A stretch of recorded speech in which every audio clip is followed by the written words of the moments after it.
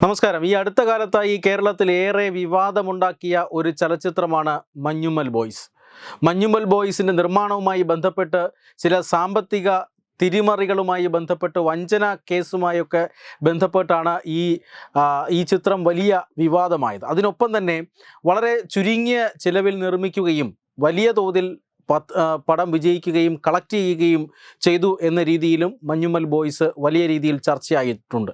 എന്തായാലും ഒരു കാര്യം ഉറപ്പാണ്, ഈ സിനിമ മഞ്ഞുമ്മൽ ബോയ്സ് പോലെയുള്ള ചലച്ചിത്രങ്ങളുടെ നിർമ്മാണത്തിന് പിന്നിലെ കള്ളക്കളി ഈ സിനിമയോടുകൂടിയാണ് പുറത്തേക്ക് വന്നത് എന്നതുറപ്പാണ്.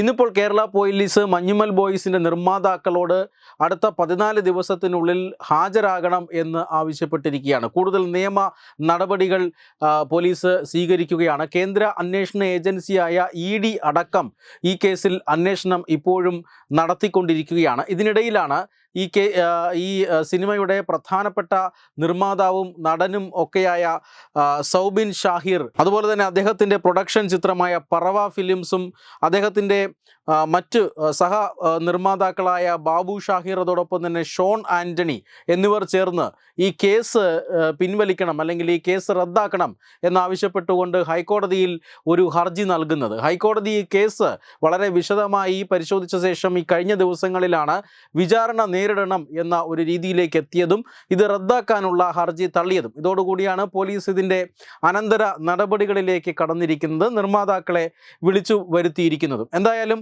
ഈ കേസിൽ ഏറ്റവും പ്രധാനപ്പെട്ട ആരോപണം എന്നത് ഈ സിനിമയിലെ ഈ പ്രധാനപ്പെട്ട മറ്റൊരു നിക്ഷേപകനായ സിറാജ് വലിയതുറ നൽകിയ ഒരു പരാതിയാണ്. സിറാജ് വലിയതുറ ഈ സിനിമയുടെ നിർമ്മാണത്തിന് വേണ്ടി 7 കോടി രൂപ നിക്ഷേപിച്ചു. 22 കോടി രൂപ ചെലവ് വരും എന്ന് അദ്ദേഹത്തെ ബോധ്യപ്പെടുത്തിയിട്ടാണ് 7 കോടി രൂപയുടെ നിക്ഷേപം സ്വീകരിച്ചിരിക്കുന്നത്. എന്നാൽ 18.65 കോടി രൂപ മാത്രമേ ഈ സിനിമയുടെ നിർമ്മാണത്തിനായുള്ളൂ എന്ന് നിർമ്മാതാക്കൾ പിന്നീട് അറിയിക്കുകയായിരുന്നു. എന്നിരുന്നാലും 40% ലാഭവിഹിതം അത് അദ്ദേഹത്തിന് നൽകാം എന്നേറ്റിട്ടാണ് ഈ 7 കോടി രൂപയുടെ നിക്ഷേപം സ്വീകരിച്ചിരിക്കുന്നത്.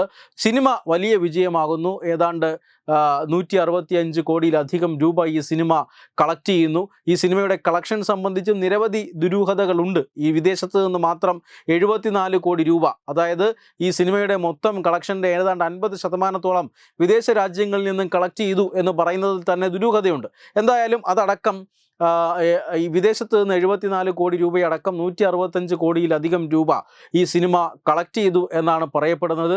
അങ്ങനെയാണെങ്കിൽ 47 കോടി രൂപയുടെ നഷ്ടം തനിക്കുണ്ടായിട്ടുണ്ട്. ഈ ലാഭവിഹിതം നിർമ്മാതാക്കൾ തനിക്ക് നൽകാത്തത് കൊണ്ട് എന്ന ഒരു ആരോപണമാണ് ഇപ്പോൾ ഈ മുഖ്യ പ്രധാനപ്പെട്ട നിക്ഷേപകനായ സിറാജ് വലിയതുറ ഉന്നയിച്ചിരിക്കുന്നത്. അങ്ങനെയാണ് ഈ കേസ് വലിയ വിവാദമാകുന്നതും നിയമ നടപടികളിലേക്കൊക്കെ പോകുന്നതും EDയുടെ അന്വേഷണം വരുന്നതും. അതോടൊപ്പം തന്നെ ഇപ്പോഴിതാ കേരള പോലീസും ഈ നിയമ നടപടികളിലേക്ക് കടന്നിരിക്കുന്നു.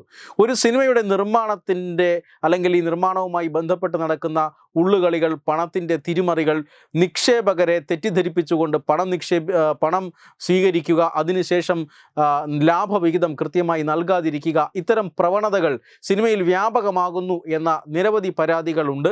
അതിൽ ഏറ്റവും ഒടുവിലത്തെ പരാതിയാണ് ഈ മഞ്ഞുമ്മൽ ബോയ്സിൻ്റേത്.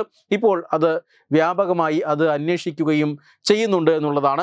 ഈ സിനിമ ആദ്യഘട്ടം മുതൽ തന്നെ വേറെയും ചില വിവാദങ്ങൾ ഉണ്ടാക്കിയിട്ടുണ്ട്. അതായത് സംഗീത സംവിധായകൻ ഇളയരാജയുമായി ബന്ധപ്പെട്ട് ഒരു വിവാദം കൂടി ഉണ്ടായിട്ടുണ്ട്. ഇളയരാജയുടെ ഒരു പ്രധാനപ്പെട്ട ഒരു ഹിറ്റ് സോങ് ആയിട്ടുള്ള കൺമണി അൻപോട് കാതലൻ എന്ന ആ പാട്ട് അല്ലെങ്കിൽ ആ ഗാനം ഈ സിനിമയിൽ ഉൾപ്പെടുത്തിയിരുന്നു. അത് സംഗീത സംവിധായകൻ്റെ മുൻകൂർ അനുമതി കൂടി ആയിരുന്നില്ല എന്ന് ഇളയരാജ പരാതി നൽകുന്നു. ആ ലീഗൽ നോട്ടീസ് ഇളയരാജയുടെ ഭാഗത്ത് നിന്നുണ്ടാകുന്നു. സിനിമയുടെ വിജയം കണ്ടതിന് ശേഷമാണ് അദ്ദേഹം അത്തരത്തിലൊരു നടപടി സ്വീകരിക്കുന്നത്. അതായത് ചുരുക്കം 18 കോടി രൂപയിൽ ഒരു സിനിമയുണ്ടാക്കുന്നു. അതിൽ ഇളയരാജയെ പോലെയുള്ള ഒരു സംവിധായകൻ്റെ പാട്ടുപയോഗിക്കുന്നു. അദ്ദേഹത്തിൽ നിന്ന് പെർമിഷൻ എടുക്കുന്നില്ല. അതിനുശേഷം ഈ പടം തന്നെ ഏതാണ്ട് 165 കോടിയിലധികം രൂപ വലിയ സാമ്പത്തിക നേട്ടമുണ്ടാക്കുന്നു. അങ്ങനെയായാൽ തീർച്ചയായും ഇളയരാജ ആ രീതിയിൽ തൻ്റെ അനുമതി വാങ്ങാതെ ഈ ഗാനം ഉപയോഗിച്ചിരിക്കുന്നു, അർഹമായ നഷ്ടപരിഹാരം വേണം എന്നാവശ്യപ്പെട്ടുകൊണ്ട് രംഗത്ത് വരുന്നു. 2 കോടി രൂപയാണ് ഇളയരാജ ആവശ്യപ്പെട്ടതെങ്കിലും പിന്നീട് 60 ലക്ഷം രൂപയ്ക്ക് ആ തർക്കം സെറ്റിൽ ചെയ്യുകയായിരുന്നു. ഇങ്ങനെ നിരവധി വിവാദങ്ങളടക്കം ഉയർത്തിക്കൊണ്ടുവന്ന ഒരു ചിത്രമായിരുന്നു മഞ്ഞുമ്മൽ ബോയ്സ്. എന്തായാലും ആ മഞ്ഞുമ്മൽ ബോയ്സിന് നിർമ്മാണത്തിന് പിന്നിൽ നടന്ന കള്ളക്കളികളെക്കുറിച്ച് പോലീസ് അന്വേഷണം പുനരാരംഭിച്ചിരിക്കുന്നു. കോടതി ഉത്തരവ് പോലീസ് അന്വേഷണത്തിന് അനുകൂലമായിരുന്നു. കേന്ദ്ര ഏജൻസികളും അന്വേഷണം തുടരുന്നു എന്നുള്ളത് വളരെ സ്വാഗതാർഹമാണ്. സിനിമാ മേഖലയിൽ നടക്കുന്ന ഇത്തരം തട്ടിപ്പുകൾക്കെതിരെയുള്ള മറ്റൊരു പ്രധാനപ്പെട്ട ചുവടുവയ്പായിരിക്കും ഈ അന്വേഷണങ്ങൾ എന്ന് കൂടുതൽ വ്യക്തമാവുകയാണ്. വെബ് ഡെസ്ക് തത്തുമൈ ന്യൂസ്.